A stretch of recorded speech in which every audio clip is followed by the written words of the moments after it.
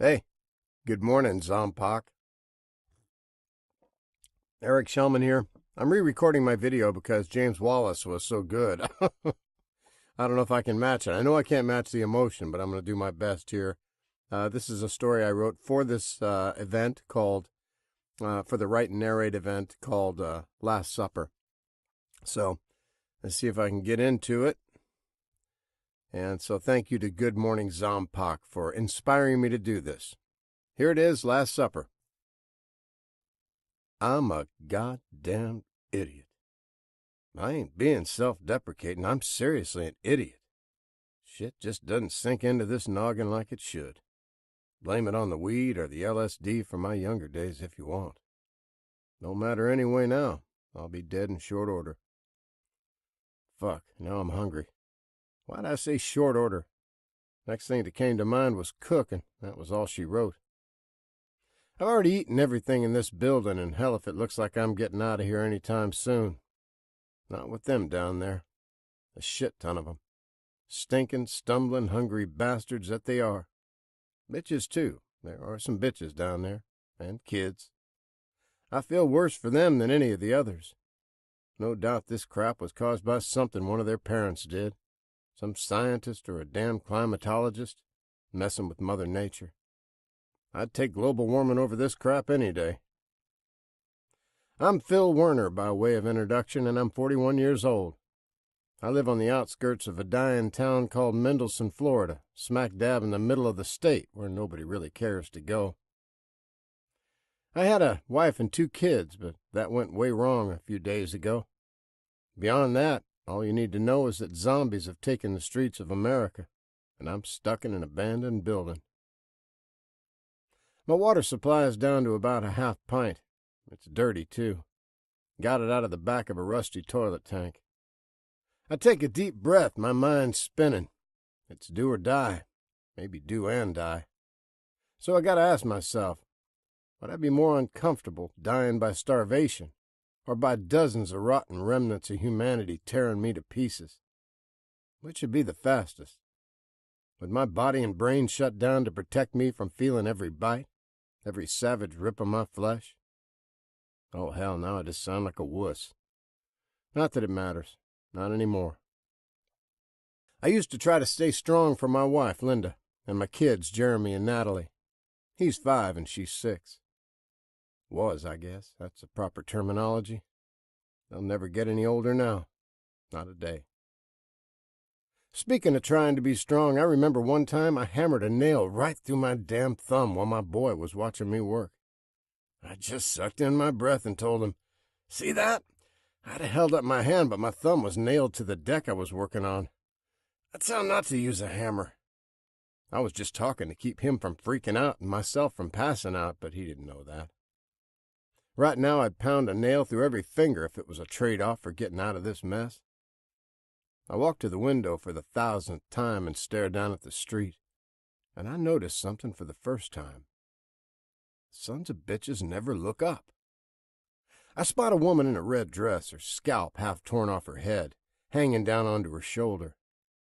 It's torn a lot of the skin off her face, too, so her left eye looks like a round ball against a black hole. I start to wave my arms and jump up and down, trying to see if she's got any peripheral vision left in her. I get dizzy from the jumping and steady myself on the windowsill. She moves out of view with the rest of the horde. So, maybe the exertion I couldn't afford was worth it. She never even looked. The power has been down for 3 days now. My eye goes to the power line running from a pole across the street to the building I'm hiding in.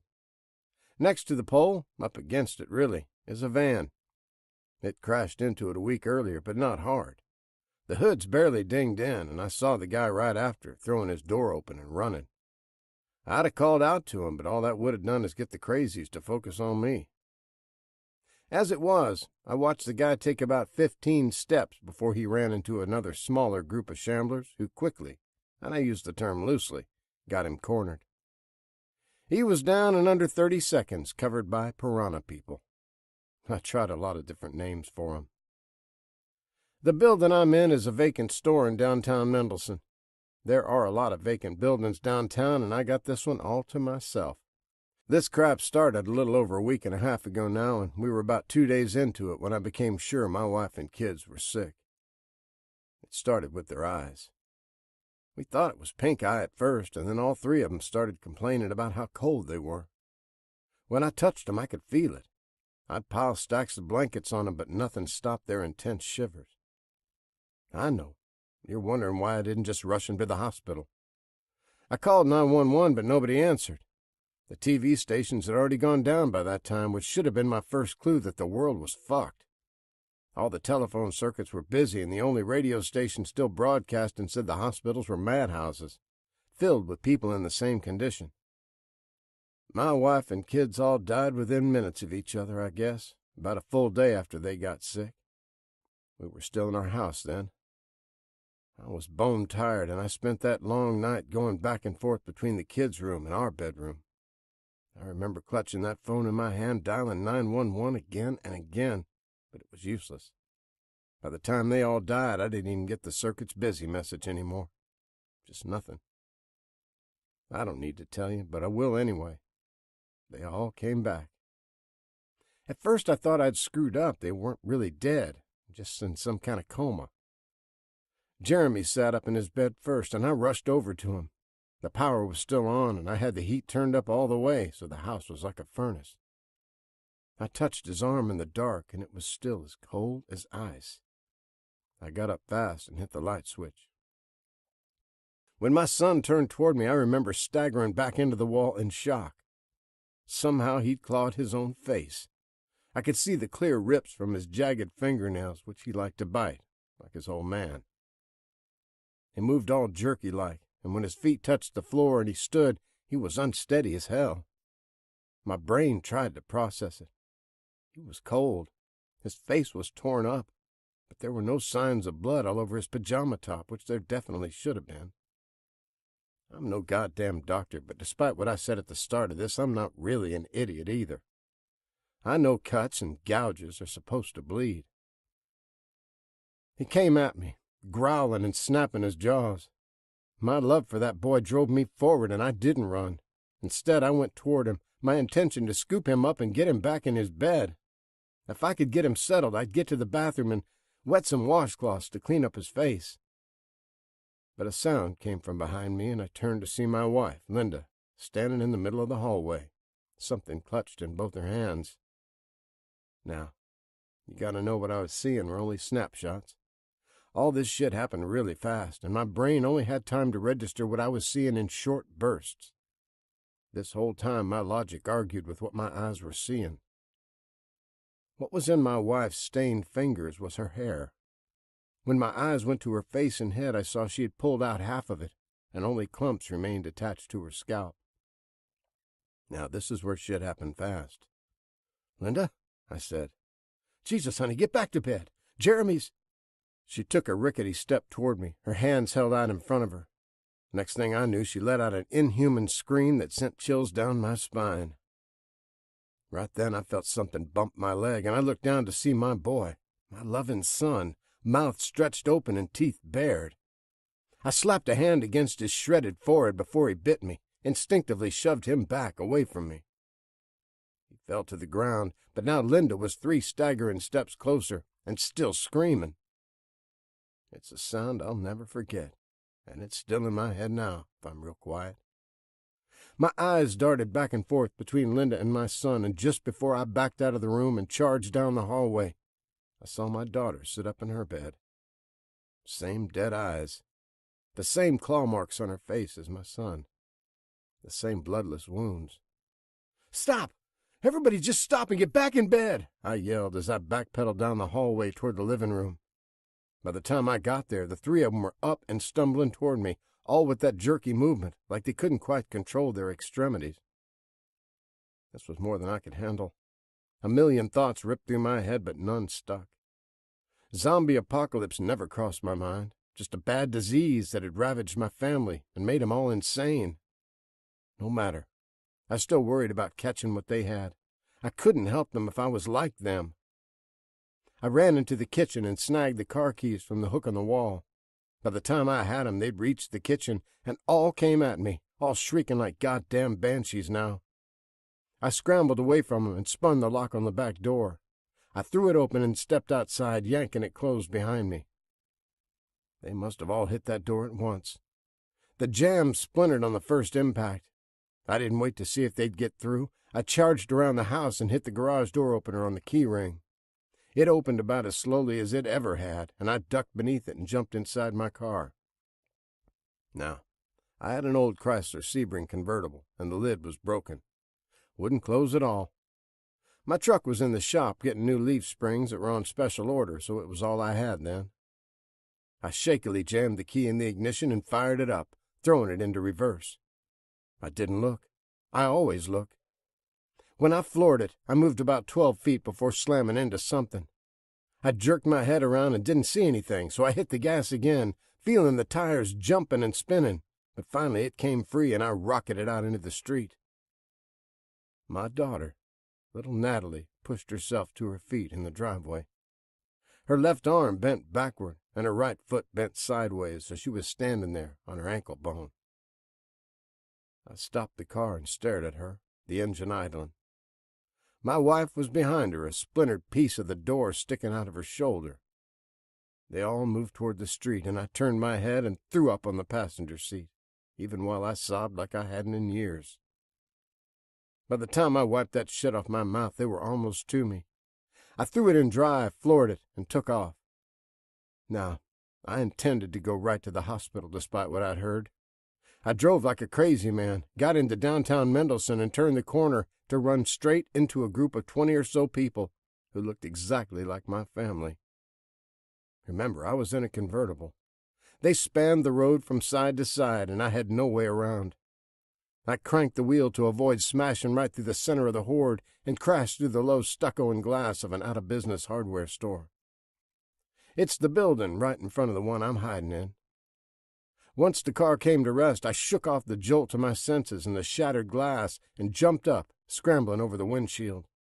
I ran through the broken glass and debris, through the vacant store and out the back door, but that horde had already followed me through, and the door I escaped out of only latched with a deadbolt turned from inside.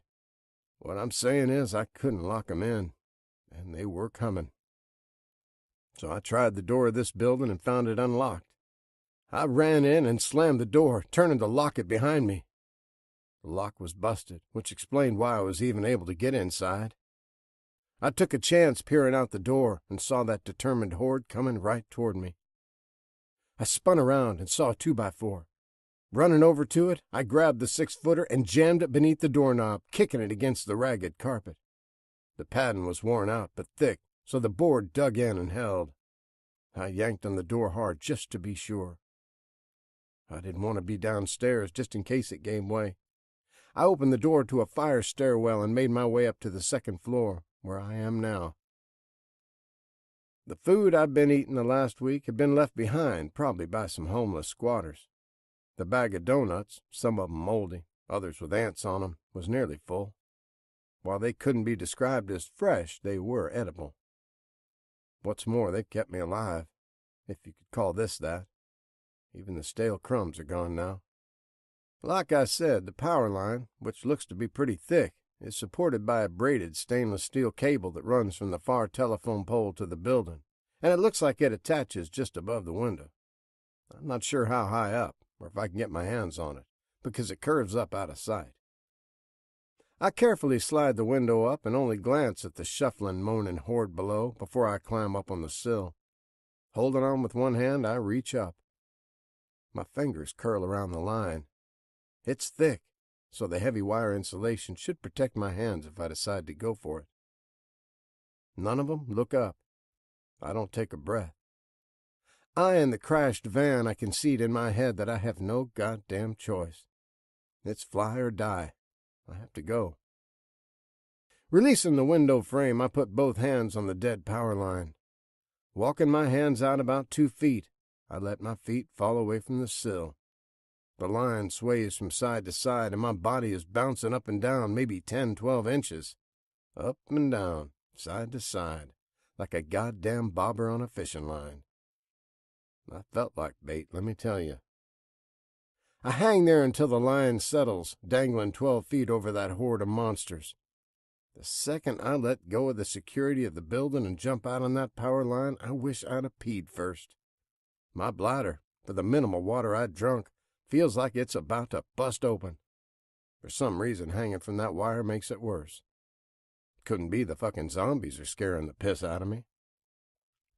I let go of my right hand and move it past my left, grabbing hold again. Then my left, moving it past my right. This shit is much harder than the monkey bars I used to whip across in grade school. My shoulders ache and my biceps scream. Worse still, the palms of my hands are starting to sweat. The thought of falling makes me sweat even more. 6 more left-hand, right-hand transitions, and I'm almost to the center of the street. I stop to rest, the cramps in my fingers making me wish like hell I'd dropped more of the 235 pounds I'd started this apocalypse with than I did. I eye the van. It's now 15 feet away at most. 2 more hand over hands. 13 feet to go. I glance back, seeing the supper crowd is still packed against the building, waiting for me to come on out and offer myself up for an appetizer. Not today, stinkers. Not today. Seeing I'm still unnoticed gives me a rush of adrenaline, I guess, 'cause all of a sudden I'm inspired. I throw my left hand out, then my right, and I do this another 9 times. And when it's all said and done, I'm dangling over the top of the van. Now, I have a decision to make. Land on the van, drop down to the street, or shimmy down the telephone pole. Analysis. If I land on the van, the metal will tweak and pop, and all the Zeds will come shambling over. Then I gotta hope the van is unlocked so I can jump in fast. Then I gotta hope it's still got battery and fuel. The good part is, they probably couldn't get inside, and I'd just die of whatever the hell killed me first. Heat, starvation, or thirst. If I shimmy down the pole, they might turn and see me. Then all of option number 1 still applies. That left scooting along the line until I'm just over the narrow grass median between the street and the sidewalk, and trying to drop down without breaking my ankle. The broken ankle would fuck me for months to come, even if I do survive. The grass median runs behind the van, so if I swing just right and land as swift as a damn mountain lion, I'll be out of view behind the van when I hit the grass. Plus, it'll be soft. Ding, ding, ding, that's my choice. No matter what's happening in the world, I still want to be alive in it. In my head, I'm thinking there has to be some refugee center somewhere set up by the government. 3 more shimmies, and I'm a foot from the median, hanging just over the left rear corner of the Dodge van. Another glance at the horde. Shuffling in place.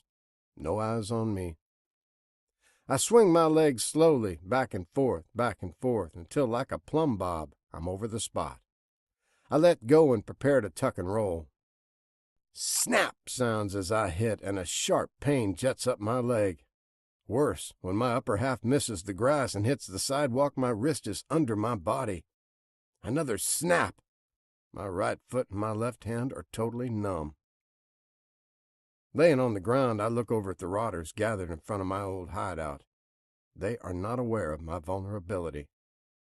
At least some shit is working out. Not much. The numbness is fizzling out fast, and now it's a throbbing from both extremities. I push up with my right hand and manage to hop on my left foot to the van door. I try it, and it opens. Nothing jumps out and tries to eat me, which is a nice little bonus, I guess. Once inside, I find the keys are gone. Not under the sun visor like in so many dumbass movies. Not in the center console or under the floor mat. Nowhere. The van is utilitarian, so it's just a metal box inside with a ribbed floor ill-suited for sleeping. On the floorboard of the passenger side, there's a notepad with an attached pen. I grab it and plop down in the driver's seat. The passenger side window's facing the horde, and it's caked with dirt, so I feel pretty safe.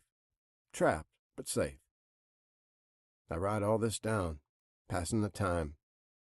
When I'm done, I lick my dried lips, feeling the cracks. My mouth is so dry I can hardly swallow. I don't have to pee anymore. Guess my body absorbed that moisture. I suppose I fell asleep, because I wake up with a start, and for a second I'm not sure where I am or what woke me. I turn my head. I start to cry, letting the badly needed fluids run down my cheeks. My Linda's there, standing on the sidewalk 2 feet from the van. She's staring right at me. Her hair's completely gone now, and it looks like she's been shot, 'cause her left ear's half gone and there's a trench in the side of her head that looks like it goes all the way to her skull. Her nightgown must have fallen off somewhere 'cause she's nude. Her gray skin is covered with sores, and legions of bugs are digging in for the feast. But my tears ain't all for my wife. My kids are with her, too. There's Jeremy and Natalie standing there beside her. I won't describe 'em here. I can't. A quick glance from one to the other is all I can muster before my tears flood my eyes again. She growls, and the kids start doing the same. Call of the wild. Call of the hungry. I shoot my eyes to the left and see the horde has been alerted. Thanks a shitload, wife and kids, and here I was crying for you. They move across the street with a new fervor. I look at them, then back to my family. How they stayed together, I'll never know. My kids are wasting away. My wife is right on their tail in that department. To the right, I see the horde has reached the middle of the street. I make a decision. Broken arm, broken ankle, dehydration, surrounded by zombies, some familiar, others unknown to me. I grab a piece of twine I saw on the floor and unwind it. It's long enough. I tie it to the inside driver's side door panel. I throw the driver's door open. As Linda, Jeremy, and Natalie move in, I hop between the two captains' chairs into the back compartment. I kneel, taking the pressure off my ankle. With my right hand, I clutch the rope. They climb in. First Natalie, then Linda, and right on their rotten heels, Jeremy. Good boy. Ladies first. Once they're in, I see the horde come into view, and I yank that twine with all my might, pulling the driver's door shut again. I can still provide for my family.